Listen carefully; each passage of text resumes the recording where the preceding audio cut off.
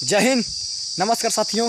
मैं अजीत कुमार अपने YouTube channel से। साथियों, आज का वीडियो फिर वही TOD को नाम पर है कि आज फिर एक हमारे माननीय योगेंद्र सिंह यादव जो कि परमवीर चक्र विजेता हैं, उन्होंने फिर आज TOD के ऊपर विरोध करा है और कहे हैं कि ये TOD नहीं लगनी चाहिए। लगेगा तो बहुत ही विद्रोह फैल जाएगा हमारे देश में। युवाओं के प्रति आर्मी में जाने का जो सपना है वो टूटता जाएगा और इससे आर्मेड फोर्सेस का जो प्रोग्राम है वो बहुत पीछे रह जाएगा। साथियों, खुद ही वीडियो देखिए। बहुत ही इनकी साहस और बल को देखकर ये 19 साल की उम्र में एक ऐसे योद्धा थे जो परमवीर चक्र विजेता हैं। परमवीर चक्र उन्हें मिलता है जो युद्ध के दौरान या शहीद हो जाते हैं या मरणोपरांत को मिलता है, या तो साहस उनके बल को देखकर सरकार द्वारा परमवीर चक्र मिलता है। तो साथियों, इनका वीडियो जरूर देखें। सेना में जवान ज़्यादा हैं, ऑफिसर्स कम। आर्मी में करीब 43,000 ऑफिसर हैं और जवान 11 लाख से भी ज़्यादा। वो जवान ही हैं जो आगे बढ़कर सरहदों पर लड़ते हैं। उनका हुनर, उनका साहस और उनका कौशल ही जीत भारतीय सेना को दिलाता आया है।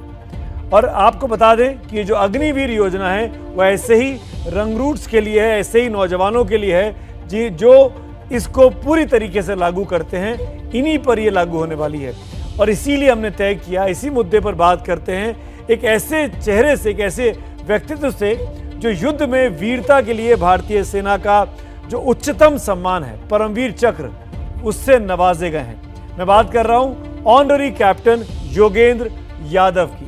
आपको बता दूं कि करगिल युद्ध में टाइगर हिल्स को फतह करने के लिए कैप्टन यादव ने दुश्मनों की 17 गोलियों को अपने शरीर पर झेला था और इस पराक्रम के लिए परमवीर चक्र से नवाजे जाने वाले वो देश के सबसे युवा सैनिक हैं। वही कैप्टन योगेंद्र यादव मेरे साथ हैं। हमने कुछ देर पहले इस बातचीत को उनके साथ रिकॉर्ड किया है। कैप्टन यादव से मेरा पहला सवाल यही पूछना चाहा कि आप अग्निपथ योजना को जो सरकार ने एक हफ्ते पहले लागू करने की घोषणा की है, उसको आप किस नज़र से देखते हैं? अब इसमें भी क्लैरिफाई करना सरकार को जरूरी होगा कि कहीं ना कहीं उनके बच्चों के और माँ बाप के तो कम से कम एक मन के अंदर शंका है कि 4 साल के दौरान अगर मेरा वो अग्निवीर माँ भारती के लिए शहीद हो जाता है तो जो एक सरकार ने एक अमाउंट रखा है कि हम शहीद होने वाले जवान को, अग्निवीर को इस तरह का इतना अमाउंट देंगे, क्या उस अमाउंट से वो परिवार या उसके माता पिता या उसकी बीवी और बच्चा उस जीवन को जी पाएंगे? उनके लिए मेरी मांग है सरकार से कि उनके लिए कम से कम पेंशन का प्रावधान होना चाहिए।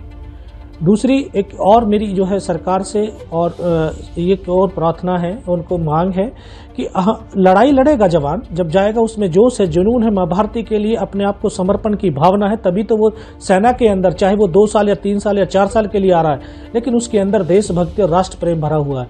अगर वो अपने कार्य को करता हुआ विकलांग हो जाता है तो उसको भी जो है पेंशन का प्रावधान होना चाहिए। ये देश के, क्योंकि जब आएंगे तो इसको समझना पड़ेगा कि जो अग्निवीर वापस आ रहे हैं, जैसे अभी हमारे तीनों चीफों ने जो अनाउंस किया कि जो हमारे पैरामिलिट्री फोर्सेज हैं उनके अंदर 10% का आरक्षण उनको सुनिश्चित किया गया है। फिर जो बाहर के जो सिविल प्रशासन के क्षेत्रों के अंदर जब ये अग्निवीर वापस आएंगे तो हमारे देश का जो कल्चर है, जो हमारी उस व्यवस्था का कल्चर है, कहीं ना कहीं वो उसमें बहुत बड़ा परिवर्तन आएगा। ये सुनिश्चित है, क्योंकि परिवर्तन आने के लिए जब इसके परिणाम आएंगे तो इसके लिए समय लगेगा। इसके 8-10 साल के बाद में कम से कम इसका जो है ये असर और परिवर्तन देखने को देशवासियों को मिलेगा। तो अभी जो हमें तो सुना आपने कैप्टन यादव को करगिल में परमवीर चक्र से नवाजे गए हैं। सेना ने यह साफ कर दिया है कि आगे जो भी भर्तियां होंगी वो अग्निपथ योजना के तहत ही अब होंगी, यानी जो पहले से लिखित इम्तिहान पास कर रखा हो, जिसका फिजिकल टेस्ट हो चुका हो, वो सब रद्द कर दिया जाना है। इसको आप कैसे देखते हैं कैप्टन यादव? पूछना चाहता हूं भारत सरकार से कि अभी जो पिछले जो है 2 साल पहले हमारे बच्चों ने जो फिजिकल और मेडिकल दिया था, उसका एक साथ जो है तुरंत निरस्त कर दिया गया है। उनकी क्या गलती थी? उसको जो निरस्त किया गया है उनकी ज्वाइनिंग नहीं कर पाए। क्यों नहीं कर पाए? जब तो कोविड का था, तो ठीक है, कोविड का माहौल रहा है, तो कोविड के माहौल के अंदर क्या इलेक्शन नहीं हुए थे क्या? कोविड के दौरान इलेक्शन हुए, लेकिन सेना अपने पहले जवानों को 9 महीने की ट्रेनिंग दिया करती थी। अब अग्निवीरों के लिए कहा जा रहा है कैप्टन यादव की 6 महीने की ट्रेनिंग दी जाएगी। इस फैसले को आप कैसे देखते हैं? 9 महीने के अंदर उस ट्रेनिंग की पूरी प्रोसेस को पूरा किया जाता है, तभी तो उसमें जाकर के एक नया जवान, तभी तो एक सैनिक के रूप में सैनिक बन पाता है। उसको एक उस कार्य प्रणाली के अंदर ढाल दिया जाता है। आप ये देखिए कि आज जो ये मिट्टी की ईंट होती है, उस मिट्टी की ईंट को अगर 10 घंटे में पकाना होता है और 3 घंटे में पका करके हम उसको बाहर रख दे जाएं, तो वो ईंट के अंदर क्या वो सख्तपन रहेगा? क्या उसमें वो ताकत होगी? नहीं होगी ना। तो अगर 6 महीने के अंदर आप 9 महीने का जो है प्रोसेस पूरा करके और उसको भेज रहे हैं, तो वो कहीं ना कहीं अप्रशिक्षित होगा, ना कि पूर्ण रूप से ट्रेंड होगा। कैप्टन यादव, आप जाबाज जवान हैं, आप परमवीर चक्र विजेता हैं। करगिल युद्ध में आपने अपने पराक्रम को दिखाया था, 17 गोलियां आपने अपने सीने पर खाई थी। ये कहा जा रहा है बार बार करगिल की रिव्यू कमेटी की रिपोर्ट के बेसिस पर कि अब सेना को जवान करने की ज़रूरत है, हमारी सेना बुजुर्ग होती जा रही है। मैं आपसे पूछूंगा, आप जब करगिल में थे, मेरे ख्याल से आप 18-19 साल के रहे होंगे जब आप उस लड़ाई को लड़ रहे थे, क्या केवल युवा जोश से वो लड़ाई को जीता जा सकता था? आप क्या कहना चाहेंगे? कारगिल का युद्ध 19 साल की अवस्था में लड़ पा रहा था, और मैं तब लड़ पा रहा था वहां पे टाइगर हिल के ऊपर, जब मेरे साथ एक अनुभवी लोग थे, जिनकी सर्विस मेरे से जो है 10-10, 15-15 साल ज्यादा थी, जिनको एक जमीनी अनुभव था।